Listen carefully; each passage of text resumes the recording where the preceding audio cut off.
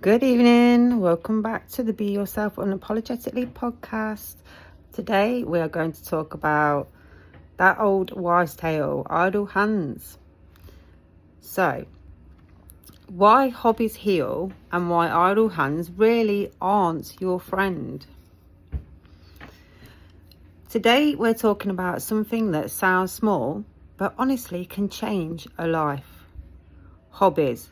Knitting and gardening, painting and pottery, gaming, baking, photography, learning the piano at 70 or picking up the ukulele at 80. This episode is all about why hobbies are powerful for mental health, how learning an instrument can support the brain and even help with dementia, and why that old saying, idle hands are the devil's workshop, had a point all along. So put the kettle on, grab your crochet, your sketchbook or just a comfy blanket and let's dive in. Hobbies as everyday mental health care. Let's start with this question. When was the last time you did something just for the joy of it, where the outcome didn't really matter? Not for work, not for school, not to impress anyone on social media, just because it made your soul feel a bit more alive. Hobbies are often treated like extras, the thing you do when everything important is already done. But here's the quiet truth. For our mental health, hobbies are not extra, they are maintenance. Think of your mind like a house. If you never open the windows, the air gets stale. If you never move the furniture, the dust piles up in the corners. Hobbies are the open windows. They are how we air out the brain and invite in some light. How hobbies help anxiety and low mood. When we're anxious or low, our thoughts often loop. I'm failing, I'm behind, nothing is getting better. A hobby gently interrupts that loop. If you're painting, your mind is thinking about colours and shapes.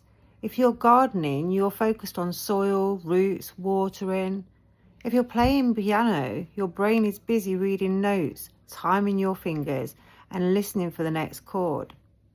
You get a tiny pause from self-criticism, and those tiny pauses add up.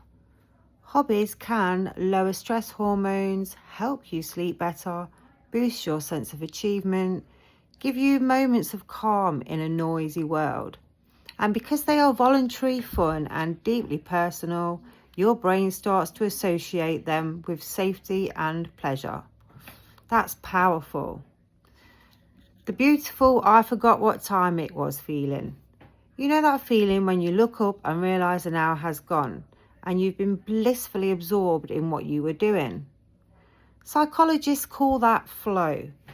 It's that sweet spot where something is challenging enough to keep your attention, but not so hard that it feels impossible. In flow, time bends a bit and your worries fade into the background.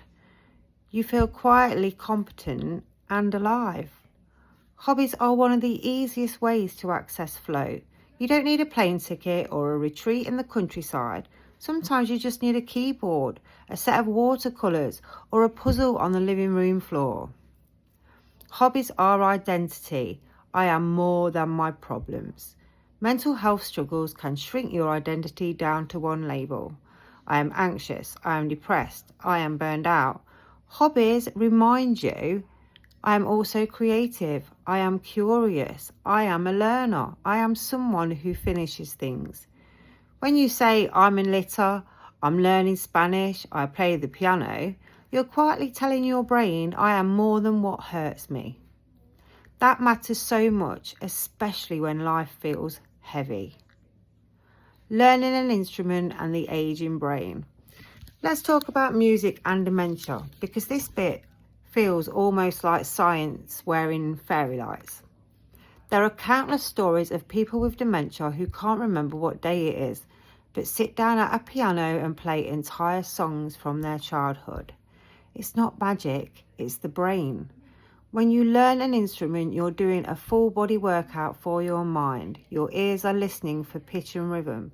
Your eyes are reading music or watching your hands. Your hands are moving in precise, complex patterns. Your memory is storing sequences of notes and chords. Your emotions are activated by the sound and meaning of the music. Instead of one area of the brain working, you've got a whole choir of regions lighting up all together. So why does this matter for dementia? Dementia affects memory, thinking and problem solving, but research shows that musical memory is often stored in areas of the brain that are more resistant to damage for longer. That's why someone might not remember what they had for breakfast, but still know every word of a song from when they were 15.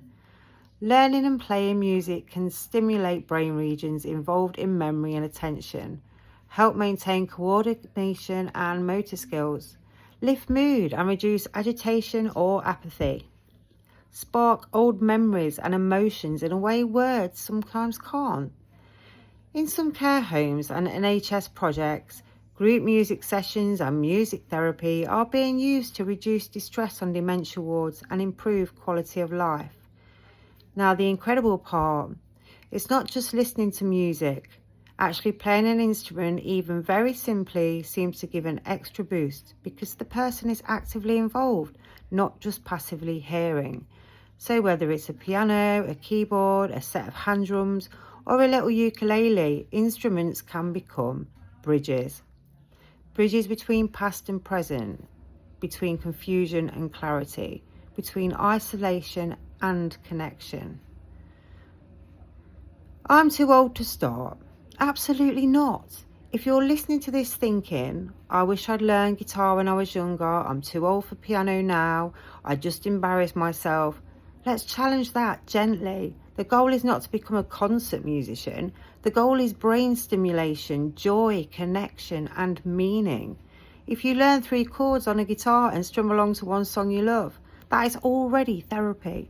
If you learn to play a simple tune with your right hand on the piano, your brain has had a full workout.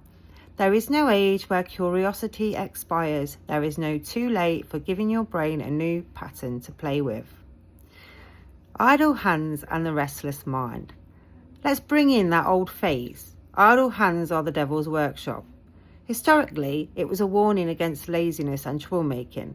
But if we strip that away, the drama, there's a very real mental health truth hidden in there.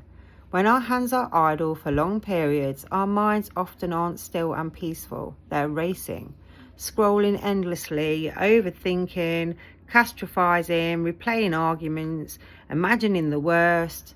An idle mind doesn't automatically become calm. It often becomes a breeding ground for rumination, anxiety, self-criticism, boredom that turns into self-destruction. Our brains like to do if we don't give them something to focus on. They will often wander into places that hurt us. Hobbies fill that space with something gentler. Instead of scrolling, your hands are shaping clay. Instead of replaying regrets, your fingers are learning a new chord. Instead of chewing over worries, you're planting seeds or stitching a pattern. It's not about working every second of the day. Rest is essential, but there's a difference between rest and emptiness. Rest is, I'm lying on the sofa enjoying this show, I feel content. Emptiness is, excuse me, I've got a right cough just lately. Emptiness is, I'm lying here doing nothing and my thoughts are chewing me up from the inside.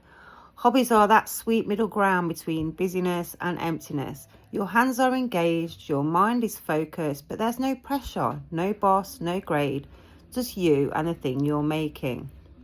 Hobbies as anchors in rough seas. Life will always bring storms, bereavement, illness, financial stress, caring responsibilities, relationship breakdowns. We can't hobby our way out of those realities, but we can give ourselves anchors. When everything feels uncertain, a hobby gives you something small that is stable. Every evening I knit a few rows. Every morning I practice that piano piece for 10 minutes. Every Sunday I go out with my camera and take photos of the sky.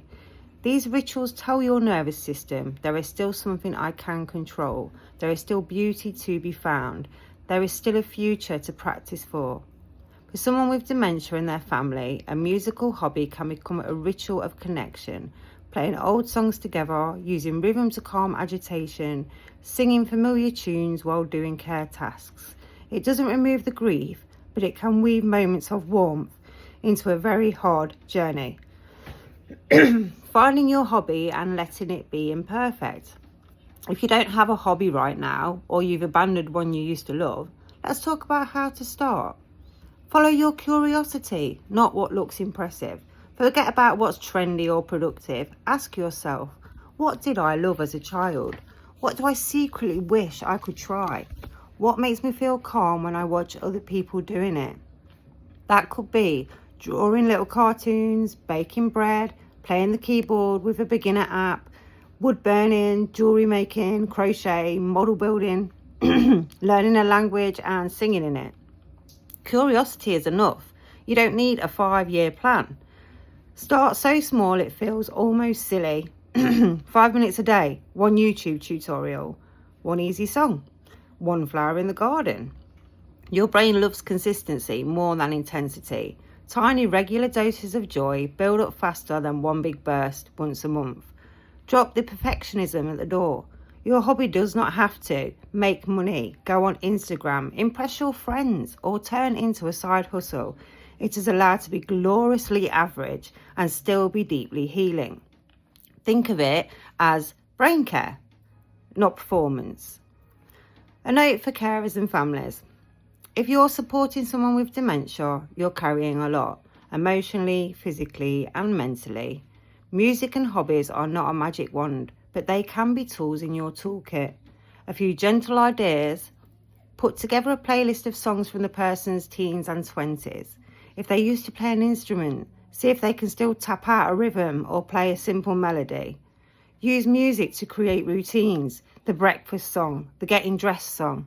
Join in, sing with them, tap along, sway, dance slowly in the kitchen. These tiny movements are more than activities. They are threads of connection woven into days that can feel fractured. And for you, the carer, having your own hobby outside of caring is not selfish.